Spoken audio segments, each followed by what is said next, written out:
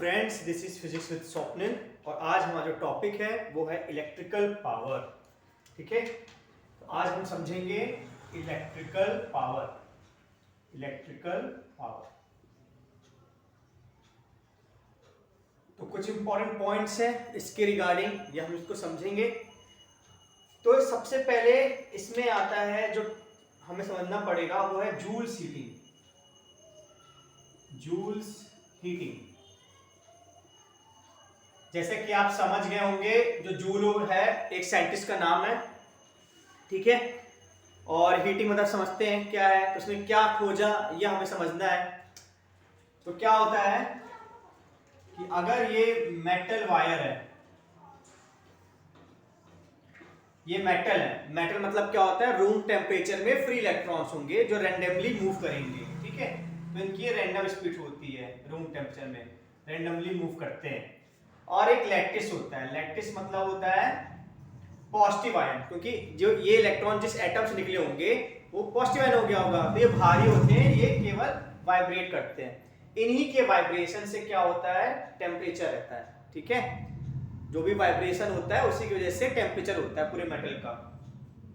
अब क्या होता है, जब हम इसमें एक बैटरी अटैच कर देते हैं या सेल अटैच कर देते हैं, तो ये जो जितने भी इलेक्ट्रॉन्स हैं ये ड्रिफ्ट करते हैं इसकी वजह से।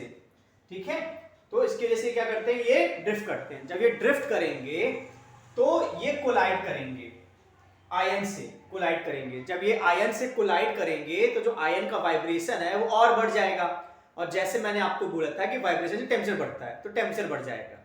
ठीक है, तो इसी को बोलते हैं जूल्स हीटिंग।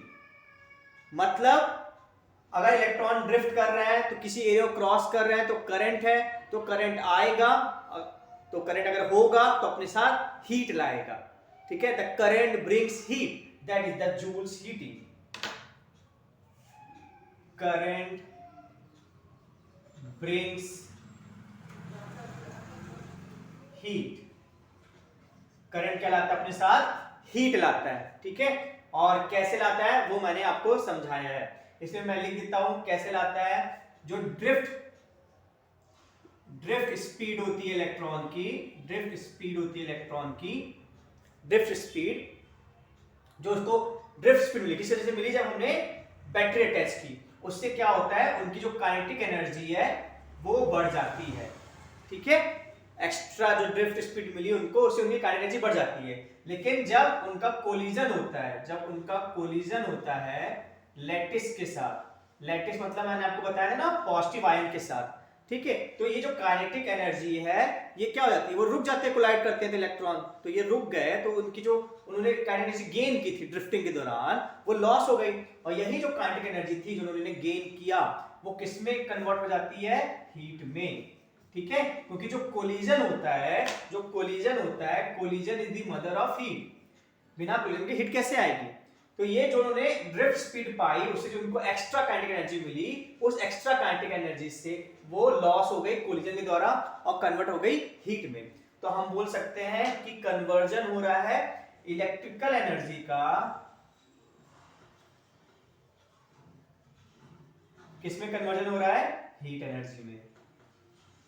ठीक है, तो आपको ये बात समझ में आई होगी कि इलेक्ट्रिकल एनर्जी का कन्वर्जन होता है हीट एनर्जी के साथ में, क्योंकि एनर्जी ना तो क्रिएट होती ना डिस्ट्रॉय होती है, एकदम कन्वर्ट होती है। तो इसमें इलेक्ट्रिकल एनर्जी जो है वो किसमें कन्वर्ट हो रही है, हीट एनर्जी में।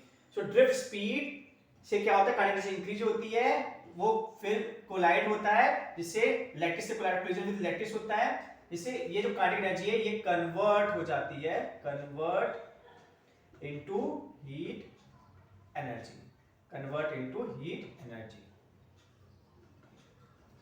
ठीक है, तो आई होप आपको समझ में आया होगा जूल्स हीटिंग क्या है। तो आपको मन में चल रहा होगा सर हमारा टॉपिक तो इलेक्ट्रिकल पावर था, हमने जूल्स हीटिंग बता दी है, तो उसी से रिलेटेड है। पहले हमें जूल्स हीटिंग समझना पड़ेगा, फिर हम कहीं जाके पावर को समझेंगे। तो इसका स्क्रीनशॉट आप ले सकते हैं, आज को हम रब करने वाले हैं।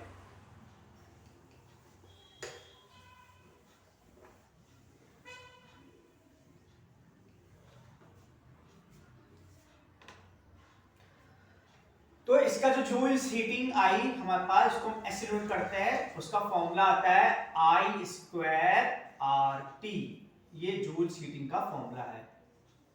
इसको हम डिराइव नहीं करेंगे, किसी और लेक्चर में डिराइव करेंगे। जहां पे H है जूल्स हीट,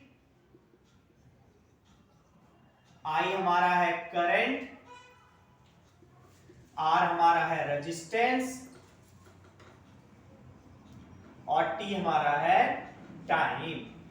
ठीक है, तो जो जूल्स हीट होती है, क्योंकि फिजिक्स पढ़ रहे हैं, फिजिक्स में बिना फॉर्मूले का कोई मतलब ही नहीं फिजिक्स पढ़ना। ठीक है, तो हमें एक फॉर्मूला चाहिए। तो जूल्स हीट कितनी आती है, I स्क्वायर RT कितनी आती है। ओके, नोट कर लीजिए, ये जूल्स हीटिंग का फॉर्मूला है। रब कर दे इसको, ये स्क्रीनशॉट ले लिया इसका। अब इलेक्ट्रिकल पावर, तो इलेक्ट्रिकल पावर में जो एग्जांपल हम लेंगे वो लेंगे बल्ब एग्जांपल। तो ध्यान से समझिएगा, बल्ब एग्जांपल हम लेंगे। तो आपने फिलामेंट वाले बल्ब देखे होंगे, ये बहुत ही पतली तार होती है, इसको बोलते हैं फिलामेंट बोलते हैं। अगर बल्ब में अगर आप ध्यान देखें, आप कहाँ ही बल्ब मिलेंगे, अगर मिल जाए आपको पुराने बल्ब मिल जाए, तो वहां पे बल्ब में या कोई भी इलेक्ट्रिकल डिवाइस में दो चीज रहती है। एक तो दिया रहता है पावर, ठीक है, जैसे इसका दिया गया है 100 वॉट, और एक तो दिया रहता है वोल्टेज। वोल्टेज मतलब वोल्टेज दिया रहता है, जैसे 220 वोल्ट दिया रहेगा। दो चीज हमेशा गिवन रहती है इलेक्ट्रिकल अप्लायंस में, गिवन हमेशा ये गिवन रहती है। इसका मतलब समझना पड़ेगा। इसका मतलब होता है कि अगर हमने 220 वोल्ट लगाया, अगर हमने इसके बीच में 220 वोल्ट लगा दिया, तो ये जो पावर आएगी वो मैक्सिमम पावर आएगी। 220 वॉट में जो पावर आएगा वो बल्ब पावर देगा 100 वाट, और वो पावर क्या होगी, मैक्सिमम होगी। ठीक है, और इसमें जो करंट भी आएगा वो मैक्सिमम करंट आएगा। करंट क्या आएगा, फॉर्मूला, करंट का जो फॉर्मूला आएगा वो भी क्या आएगा, मैक्सिमम आएगा हमारा। ठीक है, करंट भी इससे रिलेटेड क्या आएगा, मैक्सिमम आएगा। तो सवाल होता है कि अगर हमने 220 वोल्ट से ज्यादा लगा दिया, ठीक है, तो हर एक डिवाइस की क्या होती है, करंट कैपेसिटी होती है। ठीक है, हर एक डिवाइस की क्या होती है, करंट कैपेसिटी होती है। तो अगर आपने आपका वोल्टेज, इसको हम V नॉट बोल देते हैं, ठीक है, और इसको P नॉट बोल देते हैं। तो अगर आपका वोल्टेज ज्यादा हो गया V नॉट से, तो आपका जो करंट है, करंट कैपेसिटी से ज्यादा हो गया, तो जो आपकी डिवाइस है वो क्या हो जाएगी, फॉल्ट हो जाएगी, खराब हो जाएगी। ठीक है, तो ये बात समझ में आया आपको। डिवाइस कब खराब होती है, जब आपका वोल्टेज मैक्सिमम वोल्टेज चला गया, तो करंट भी करंट कैपेसिटी चला जाएगा और डिवाइस फॉल्ट हो जाएगी। लेकिन अब क्वेश्चन आता है अगर कम हो तो अगर आपका वोल्टेज कम होता है, तो जो आपकी पावर कंज्यूम होती है वो रेटेड पावर से कम कंज्यूम होती है। ठीक है, क्योंकि ये जो पावर होती है, ये वाली पावर क्या होती है, मैक्सिमम पावर। कम मिलती है जब हम ये मैक्सिमम वोल्टेज लगाते हैं। फिर हमने कम वोल्टेज लगाया, V नॉट से कम लगाया, तो हमें पावर मिलेगी वो कम मिलेगी। ठीक है, तो अगर 100 वॉट का बल्ब है, जरूरी नहीं कि वो 100 वॉट का पावर दे दे हमेशा, वो डिपेंड करेगा किस वोल्टेज पे लगाया है। 220 पे ही वो 100 देगा, उससे कम करेंगे तो 100 से कम देगा, और उससे ज्यादा करेंगे 220 से, तो वो आप बताइए क्या होगा, करेक्ट, वो क्या हो जाएगा, फॉल्ट। ठीक है, अब इसमें से हमने आपको बताया था जूल्स हीटिंग का फॉर्मूला I स्क्वायर RT। अब T को यहां क्रॉस मल्टीप्लाई कर दिए तो H/T equal to I square R हो जाएगा। अब ओम्स लॉ के अनुसार आप जानते हैं V इक्वल टू IR होता है, तो I के बदले V बाय R लिख सकते हैं। तो आप H/T इक्वल टू क्या हो जाएगा, V square R square into R, R cancel हो जाएगा। एनर्जी अपॉन टाइम क्या होता है, पावर, तो पावर का फॉर्मूला हो गया V स्क्वायर बाय R। तो ये बहुत ही पावरफुल फॉर्मूला है, पावर का पावरफुल फॉर्मूला है, और ये हमें हमेशा याद रखना है, power equal to V square by R। पर सेकेंड जो एनर्जी निकल रही है बल्ब से, वो इतनी निकल रही है V स्क्वायर बाय R, जहां पे V हमारा क्या है, वोल्टेज, और R हमारा क्या है, रेजिस्टेंस।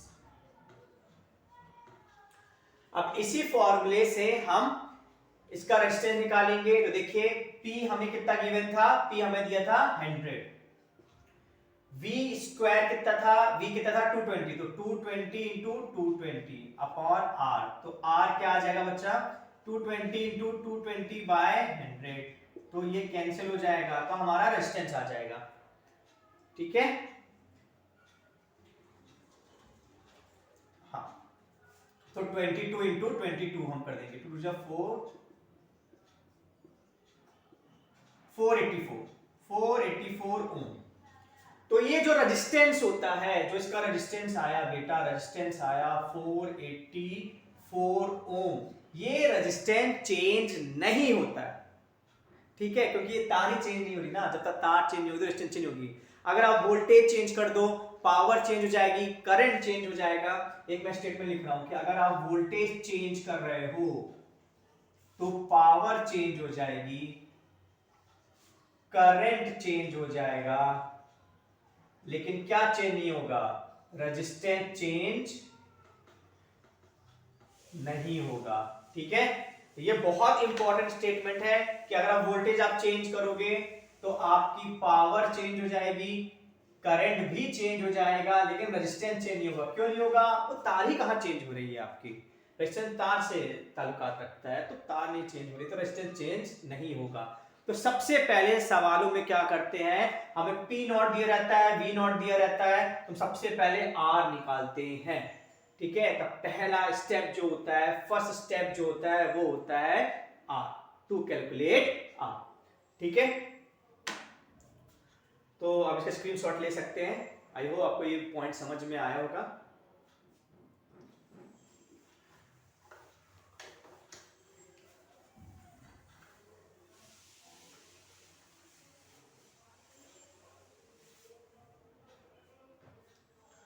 अब देखिए यहां पे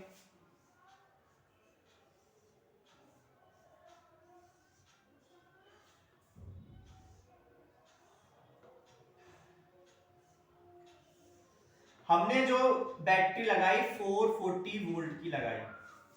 ठीक है, इनके जो V नॉट है 220 वोल्ट है, V नॉट हमारे 220 वोल्ट है, और एक की पावर हमारी है 5 वॉट और एक की पावर हमारी है 100 वॉट।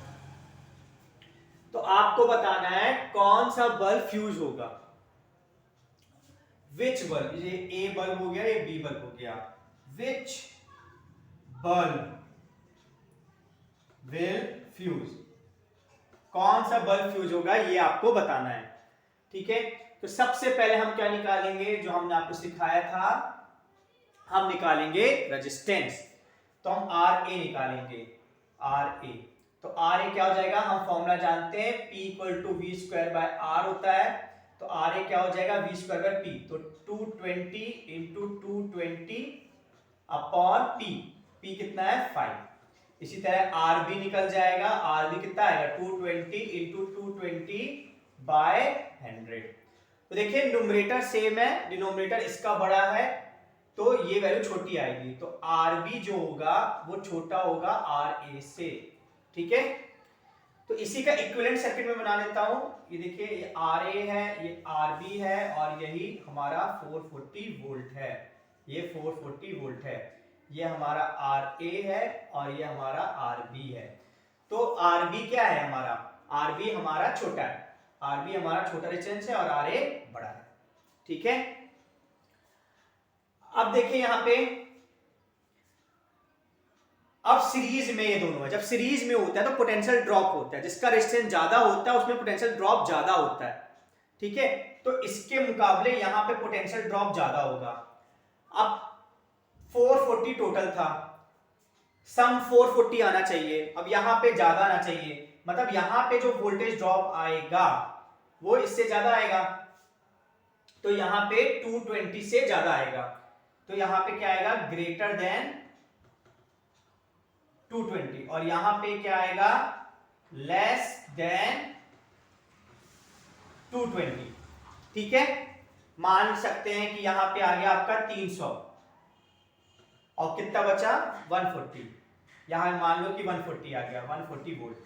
ठीक है, क्यों, क्योंकि इन दोनों का सम 440 बराबर होना चाहिए, सीरीज में तो वोल्टेज का सम होता है, लेकिन यहां पे रेजिस्टेंस ज्यादा है तो जहां पर रेजिस्टेंस ज्यादा होता है उसका वोल्टेज ड्रॉप भी ज्यादा होता है, तो इसका ज्यादा होगा, इसका कम होगा इसके मुकाबले, ठीक है। और सम भी होना चाहिए, तो ये वैल्यू मैंने ले ली, ठीक है। तो इसका देखिए वोल्टेज ज्यादा हो गया, मैक्सिमम वोल्टेज क्या था इसका 220, ये मैक्सिमम होता है, जो भी वी नॉट दिया रहता है वो क्या होता है, मैक्सिमम वोल्टेज होता है। तो इसका जो हो गया वोल्टेज मैक्सिमम से ज्यादा हो गया और इसका वोल्टेज कम हो गया, तो ये जो ये हो जाएगा ये फ्यूज हो जाएगा या फॉल्ट हो जाएगा, क्योंकि मैंने आपको सिखाया था कि अगर वोल्टेज आपका वी नॉट से ज्यादा हो गया तो वो बल्ब क्या हो जाएगा, फ्यूज हो जाएगा, ठीक है। तो ऐसे क्वेश्चन आपको बन जाएंगे, नोट कर लीजिए या स्क्रीनशॉट ले लीजिए इसका।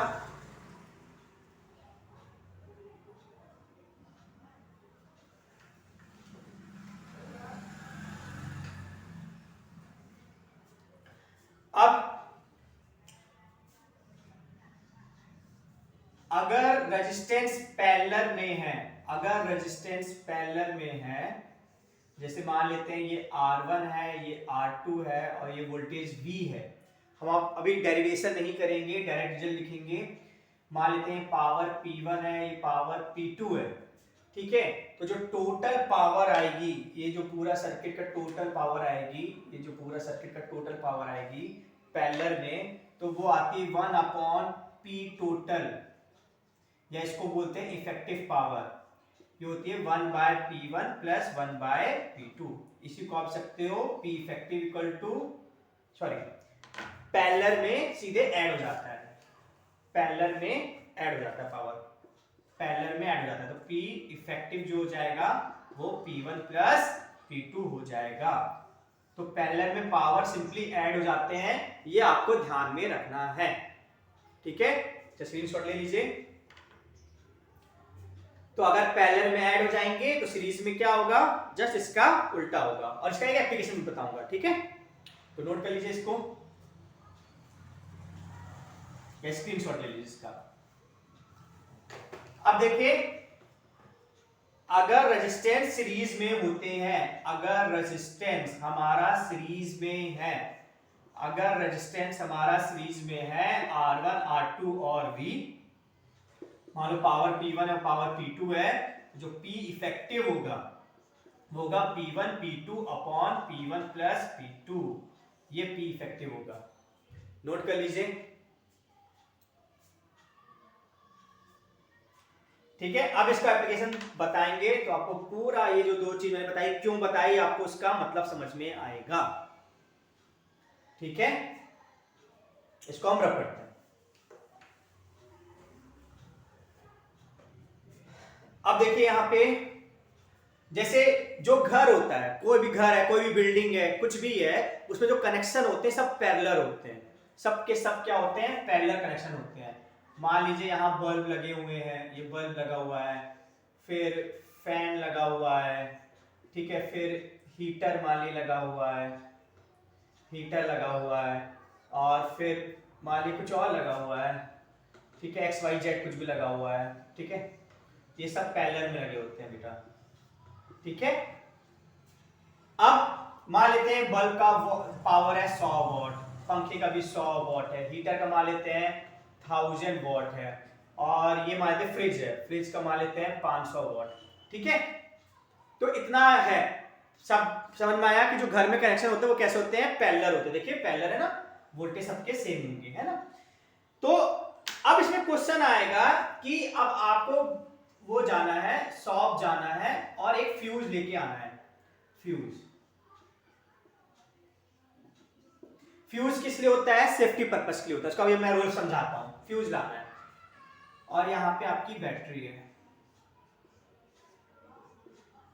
तो आप बाजार से कितने का फ्यूज लाओगे, तो ये पैरेलल है, जब चीजें पैरेलल में होती हैं तो टोटल पावर क्या होता है, हमने आपको अभी सिखाया था, जब चीजें पैरेलल में होती है तो सबको ऐड कर दो, मान लो ये P1 है, ये P2 है, ये P3 है और ये P4 है, तो क्या हो जाएगा P1 plus P2 plus P3 plus P4, तो कितना आ जाएगा 100 प्लस 100 प्लस 1000 प्लस 500, तो 5 6 7, तो 1700 वॉट, ये आ जाएगा, पावर आ जाएगा टोटल पावर, ठीक है।